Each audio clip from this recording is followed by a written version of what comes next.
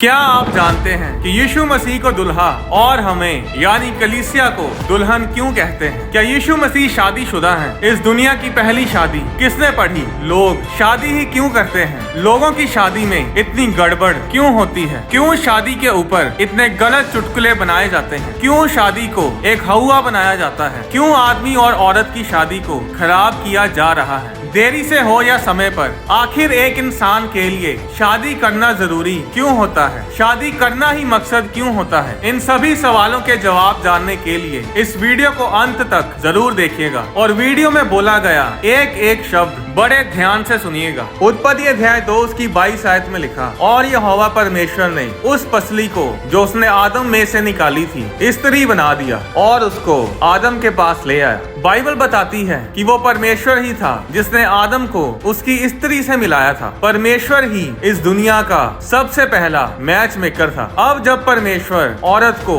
आदम के पास लेकर आता है तो आदम ने कहा, अब ये मेरी हड्डियों में की हड्डी और मेरे मांस में का मांस है, इसलिए इसका नाम नारी होगा, क्योंकि ये नर में से निकाली गई है। वो परमेश्वर ही था जिसने दुनिया की सबसे पहली शादी पढ़ी थी और वो शादी थी आदम और हवा की, और शादी की जगह थी अदन का बाग। परमेश्वर ही ने उनकी शादी पढ़ी और उन्हें आशीष दी, जिसके बारे में उत्पत्ति अध्याय 1 उसकी 27 आयत में लिखा है, नर और नारी करके परमेश्वर ने मनुष्यों की सृष्टि की और परमेश्वर ने उनको आशीष दी और उनसे कहा, फूलो फलो और पृथ्वी में भर जाओ। अब क्या यीशु मसीह शादीशुदा है? इसके लिए हमें उस समय में जाना होगा जब यीशु मसीह शरीर में इस धरती पर रहते थे और देखना होगा कि उस समय शादी होती कैसे थी। यीशु मसीह यहूदी परिवार में पैदा हुए थे। यीशु मसीह जन्म ही से यहूदी थे। पुराने समय में एक यहूदी शादी से पहले दुल्हे को दुल्हन के घर जाना होता था, उसका हाथ मांगने के लिए, मंगनी करने के लिए। जब मंगनी होती है तो दुल्हा और दुल्हन के बीच में एक शादी का एग्रीमेंट, एक वाचा बांधी जाती है, जिसे इब्रानी भाषा में केतुबा कहते हैं। जब दुल्हा दुल्हन के घर मंगनी करने के लिए जाता था तो वो अपने साथ शादी का कॉन्ट्रैक्ट लेकर जाता था और उसे दुल्हन के पिता को दुल्हन की कीमत भी देनी होती थी, और दुल्हन की कीमत देकर दुल्हन अपने घर से आजाद हो जाती थी। और उसी समय दुल्हा और दुल्हन शादी का एग्रीमेंट साइन करते थे और मंगनी हो जाती थी। उस एग्रीमेंट में लिखा होता था कि दुल्हन को हर रात पूरी तैयारी के साथ अपने दुल्हे का इंतजार करना है। जब दुल्हा दुल्हन के घर मंगनी करने के लिए जाता था तो वो लड़की के घर वालों के सामने लड़की से शादी के लिए पूछता था, और उस समय दुल्हन को ये फैसला करना होता था कि हाँ बोलना है या ना। अब वो समय होता है कि दुल्हन को अपना घर छोड़कर उस जगह, उस घर जाना है जहां वो पहले कभी नहीं गई, जिसके बारे में उसे कुछ पता नहीं। अगर वो हाँ करती है तो फिर मोहर दी जाती है, यानी कि लड़की की कीमत लड़की के पिता को दी जाती है, और वे दोनों दाखरस का प्याला पीकर अपनी मंगनी को पूरा करते हैं। अब दाखरस का प्याला दूसरी बार उस दिन पिया जाएगा जिस दिन शादी होगी, उससे पहले नहीं, और शादी का एग्रीमेंट साइन किया जाता है और उसी समय दुल्हन अपने घर से आजाद हो जाती है। मंगनी के समय दुल्हे को दुल्हन के पिता को दुल्हन की कीमत देनी होती थी, जिसे इब्रानी भाषा में मोहर बोला जाता है। अब दुल्हा और दुल्हन उस एग्रीमेंट के जरिए शादीशुदा हो चुके हैं, पर अभी दुल्हन दुल्हे के साथ उसके घर नहीं जाती। एग्रीमेंट के बाद दुल्हा दुल्हन को विदा बोलकर अपने घर वापस चला जाता है ताकि अपनी दुल्हन के रहने के लिए घर तैयार करे, और ये होती है दुल्हे की दुल्हन के पास पहली यात्रा, यानी उसका पहला आगमन। अब मंगनी तो हो चुकी, पर शादी तकरीबन 1 साल बाद होती थी, और ये समय उनका अलग रहने का होता है। दोनों अलग अलग जगह होते हैं। दुल्हन अपने आप को तैयार करती है अपने दुल्हे के लिए, अपने आप को और सुंदर बनाने के लिए, और दुल्हा दुल्हन के लिए घर तैयार करता है। मंगनी के बाद से लेकर शादी वाले दिन तक दुल्हन को अपना चेहरा घूंघट से ढक कर रखना होता था। जब भी दुल्हन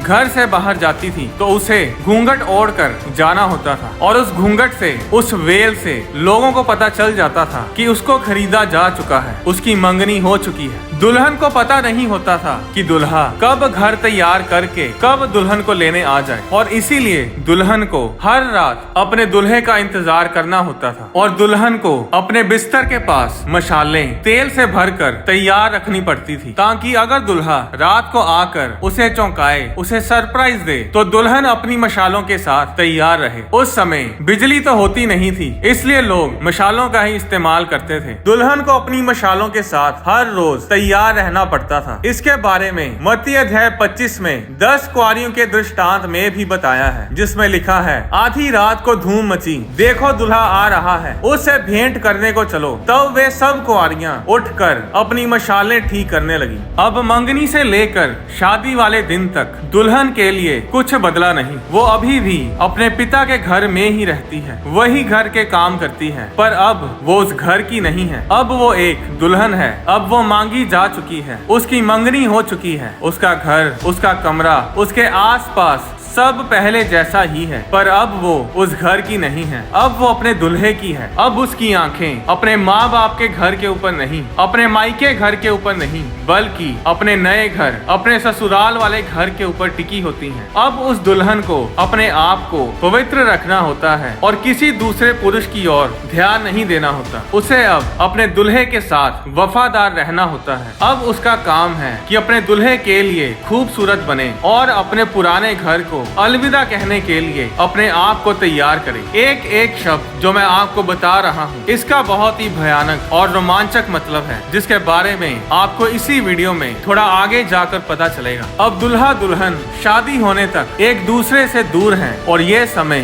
दोनों के लिए बड़ा जोशीला और भावुक होता है। और इसी समय में दुल्हा दुल्हन के लिए तोहफे, गिफ्ट्स भेजता है, जिससे दुल्हन को तसल्ली मिलती है और वो उस आने वाली जिंदगी की राह देखती है। इस गिफ्ट, इस उपहार, इस तोहफे को इब्रानी भाषा में मत्तान कहते हैं। वो तोहफे हीरे जवाहरात या कपड़े होते थे। क्या आप जानते हैं कि दुल्हन को शादी के दिन के बारे में पता नहीं होता था। उसे सिर्फ ये पता होता था कि तकरीबन 1 साल बाद उसका दुल्हा उसे लेने आएगा, पर उसे ये पता नहीं होता था कि शादी किस दिन होगी। हो सकता है दुल्हा जल्दी आ जाए। शादी के दिन के बारे में दुल्हे को भी पता नहीं होता था। शादी के दिन के बारे में सिर्फ दुल्हे का पिता ही जानता था। जब वो अलग ताई का समय खत्म होता है तो दुल्हा एक राजा की तरह तैयार होता है और अपनी दुल्हन को लेने के लिए चल पड़ता है। अब दुल्हन को पता नहीं होता था कि दुल्हा कब आएगा। जब दुल्हा रात को बारात लेकर आता था तो पूरे नगर में खुशी के नारे, बैंड बाजे और तुरहियां फूंकी जाती थी और दुल्हन को बिना बताए ही दुल्हा आता था। दुल्हन के पास इतना समय नहीं होता था कि वो अपने आप को तैयार करे, इसीलिए उसे हर रोज तैयार रहना पड़ता था कि आज, कल या परसों कभी भी उसका दुल्हा उसे लेने आ सकता है। अब दुल्हा आता है और दुल्हन के घर के बाहर इंतजार करता है और दुल्हन अपने घर से बाहर आती है। दुल्हा दुल्हन के घर के अंदर नहीं आता, वो घर के बाहर से ही उस दुल्हन को अपने घर वापस ले जाता है। जब दुल्हा दुल्हन को अपने घर लेकर आता है तो फिर उस घर में 7 दिन तक शादी का जश्न मनाया जाता है और इन 7 दिनों में दुल्हा दुल्हन किसी के सामने नहीं आते। वो एक दूसरे के साथ समय बिताते हैं और आनंद करते हैं। उन 7 दिनों के बाद ही दुल्हा दुल्हन को लोगों के सामने लेकर आता है। अब इस शादी का हमसे क्या लेना देना है? ये यहूदी शादी क्या दर्शाती है? अब जो मैं आपको बताने जा रहा हूँ उसे बड़े ध्यान से सुनिएगा, क्योंकि इसे सुनकर आप बहुत ही आशीषित होने जा रहे हैं। तो भेद ये है, 2000 साल पहले एक दुल्हा इस धरती पर आया और वो दुल्हा है प्रभु यीशु मसीह। वो कोई शहर या देश पार करके नहीं, बल्कि समय और सारा ब्रह्मांड पार करके अपने घर यानी स्वर्ग से अपनी दुल्हन के घर यानी हमारे घर इस धरती पर आया। जिस तरह एक दुल्हा मंगनी के समय अपनी दुल्हन की कीमत देकर उसे उसके घर से आजाद करता था, उसी तरह यीशु मसीह ने अपनी दुल्हन के लिए सबसे बड़ी कीमत यानी अपनी जान सूली के ऊपर देकर हमें अपने खून से खरीदा, हमें मोल लिया और हमें हमारे घर यानी इस धरती से आजाद किया। और इसीलिए हम इस दुनिया में तो हैं, पर इस दुनिया के हैं नहीं। जिस तरह दुल्हा मंगनी के समय शादी का कॉन्ट्रैक्ट एक वाचा लेकर आता था, उसी तरह यीशु मसीह भी अपने साथ एक वाचा लेकर आए और दाखरस का प्याला पीकर मंगनी को पूरा किया, जिसके बारे में मत्ती अध्याय 26 उसकी 27 आयत में लिखा है। फिर उसने कटोरा लेकर धन्यवाद किया और उन्हें देकर कहा, तुम सब इसमें से पियो, क्योंकि ये वाचा का मेरा वह लहू है जो बहुतों के लिए पापों की क्षमा के निमित्त बहाया जाता है। अब दूसरी बार दाखरस का प्याला यीशु मसीह हमें अपने साथ स्वर्ग में ले जाने के बाद ही पिएंगे, जिसके बारे में मत्ती अध्याय 26 उसकी 29 आयत में लिखा, मैं तुमसे कहता हूँ कि दाख का ये रस उस दिन तक कभी ना पीऊंगा जब तक तुम्हारे साथ अपने पिता के राज्य में नया ना पीऊं। अब जिस तरह मंगनी करने के बाद दुल्हा अपने घर वापस जाता है ताकि दुल्हन के लिए घर तैयार कर सके, उसी तरह यीशु मसीह भी अपने घर यानी स्वर्ग में वापस गए ताकि अपनी दुल्हन यानी हमारे लिए घर तैयार कर सके। इसके बारे में यीशु मसीह ने यूहन्ना अध्याय 14 उसकी 2 आयत में कहा, मेरे पिता के घर में बहुत से रहने के स्थान हैं, यदि ना होते तो मैं तुमसे कह देता, क्योंकि मैं तुम्हारे लिए जगह तैयार करने जाता हूँ। फिर आगे 3 आयत में लिखा, और यदि मैं जाकर तुम्हारे लिए जगह तैयार करूँ तो फिर आकर तुम्हें अपने यहाँ ले जाऊंगा कि जहाँ मैं रहूँ वहाँ तुम भी रहो। अब यीशु मसीह वापस स्वर्ग चले जाते हैं और जिस तरह दुल्हा अपनी दुल्हन को इस अलग ताई के समय में गिफ्ट या तोहफा भेजता है, उसे तसल्ली देने के लिए, उसे हिम्मत देने के लिए कि जल्द ही दुल्हन अपने दुल्हे के साथ होगी, उसी तरह यीशु मसीह ने भी अपने जाने के बाद एक सबसे बड़ा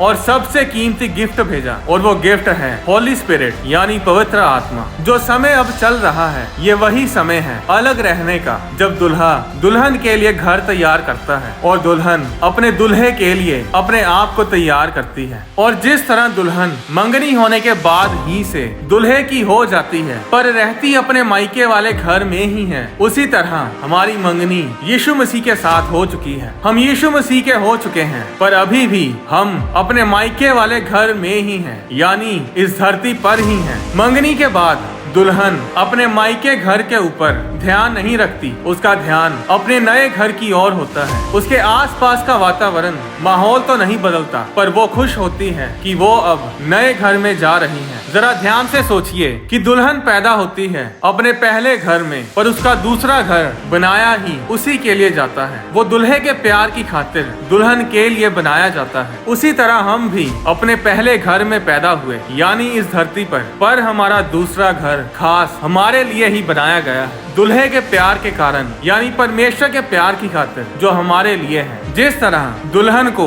दुल्हे के आने के बारे में पता नहीं होता था, उसी तरह हमें भी हमारे दुल्हे यीशु मसीह के आने के बारे में पता नहीं है। उस दिन के बारे में सिर्फ दुल्हे का पिता जानता होता है, यानी कि उस दिन के बारे में प्रभु यीशु मसीह भी नहीं जानते कि वो किस दिन अपनी दुल्हन कलीसिया को यानी हमें लेने आएंगे। जब दुल्हा दुल्हन को लेने आता था तो वो दुल्हन के घर के अंदर नहीं आता था, वो दुल्हन के घर के बाहर आता था, बैंड बाजे, तुरहियों और खुशी के नारे के साथ आता था। और आज भी ऐसा ही होता है। उसी तरह हमारा दुल्हा भी बाजों और तुरहियों और खुशी के नारों के साथ हमें लेने आएगा, और वो दुल्हे की तरह दुल्हन के घर में नहीं बल्कि घर के बाहर यानी धरती पर नहीं बल्कि धरती के बाहर ऊपर आसमान में आएगा और हमें अपने साथ अपने घर यानी स्वर्ग में लेकर जाएगा। इसके बारे में 1 थिस्सलुनीकियों अध्याय 4 उसकी 16 आयत में लिखा है, क्योंकि प्रभु आप ही स्वर्ग से उतरेगा, उस समय ललकार और प्रधान दूत का शब्द सुनाई देगा और परमेश्वर की तुरी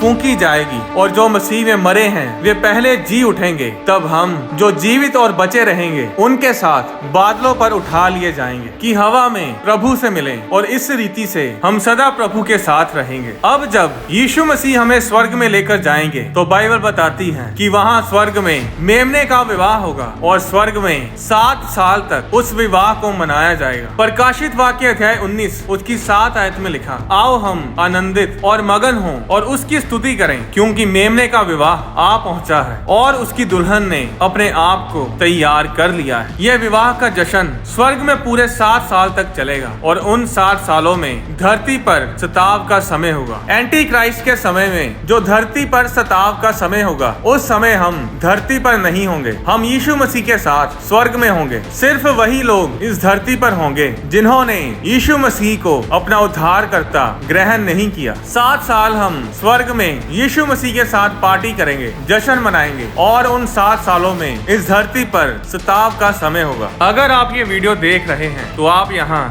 इत्तेफाक से नहीं आए, वीडियो को बड़े ध्यान से देखते रहिए, क्योंकि ये वीडियो आपकी आंखें खोलने वाली है। फिर उन 7 सालों के बाद यीशु मसीह अपनी सेना के साथ धरती के ऊपर आएंगे और एंटी क्राइस्ट यानी मसीह विरोधी और फॉल्स प्रॉफिट और उनकी सेना के साथ युद्ध लड़ेंगे, ये एक अलग विषय है। इसके बारे में मैं आपको एक अलग वीडियो में बताऊंगा। अभी सबसे जरूरी बात ये है कि हम उस मंगनी और शादी के बीच वाले समय में जी रहे हैं और हमारा दुल्हा यीशु मसीह किसी भी समय अपनी दुल्हन कलीसिया को यानी हमें लेने आ सकते हैं। और मैं आपको बता रहा हूँ कि समय बहुत नजदीक है, क्योंकि वो जल्द आने वाला है। पर सवाल ये है कि क्या हम यीशु मसीह के साथ जाने के लिए तैयार हैं? जब वो बादलों पर हमें लेने आएगा तो क्या हम यीशु मसीह के साथ जा पाएंगे? क्या हम पूरी तैयारी करके बैठे हैं? अगर आप ये सोच कर बैठे हैं कि यीशु मसीह के आने से कुछ समय पहले आप तौबा कर लेंगे तो आप गलत फहमी में हैं, क्योंकि ये इतनी जल्दी होगा कि आपको पता भी नहीं चलेगा। पलक झपकते ही मसीह की दुल्हन यानी कलीसिया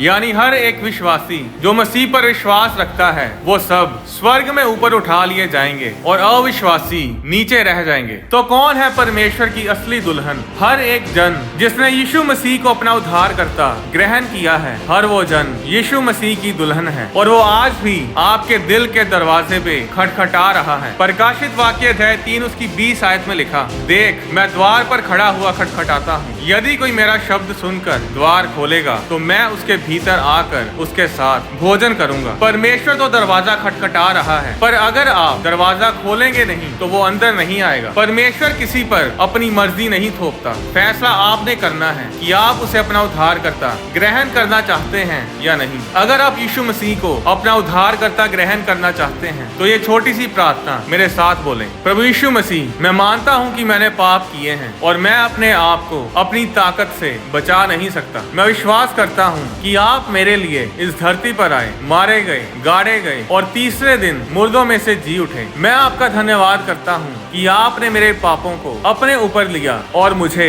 अनंत जीवन दिया। मैं अपनी जिंदगी आपके आगे समर्पित करता हूँ। प्रभु यीशु मसीह, आप मेरे दिल में आए। मैं आपको अपना मुक्तिदाता, अपना उद्धारकर्ता ग्रहण करता हूँ। आमीन। अब सवाल आता है कि आजकल इतने तलाक क्यों हो रहे हैं? क्यों शादी के ऊपर इतने गलत चुटकुले बनाए जाते हैं? क्यों पति पत्नी के रिश्ते को ठट्ठों में उड़ाया जाता है? इसका जवाब ये है कि शादी किसी मनुष्य के द्वारा नहीं बनाई गई, बल्कि खुद परमेश्वर के द्वारा बनाई गई है। आदि में जब परमेश्वर ने इस दुनिया की सृष्टि की तो परमेश्वर ने हर जीवित प्राणी का जोड़ा बनाया था, हर जानवर का एक साथी बनाया था, पर आदम अकेला था। और जब परमेश्वर ने देखा कि आदम अकेला है और इसका अकेला रहना सही नहीं, तो परमेश्वर ने उसके लिए उसका साथी यानी उसकी पत्नी को बनाया। परमेश्वर ने कहा था कि पति पत्नी दोनों एक तन होंगे, इनमें कुछ भी अलग अलग नहीं होगा। एक पति अपनी पत्नी से अपने समान प्रेम रखे और पत्नी भी अपने पति का भय माने। ऐसे बहुत से वचन बाइबल में लिखे हैं जो हमें सिखाते हैं कि हमें जीना कैसे है। क्योंकि परमेश्वर ने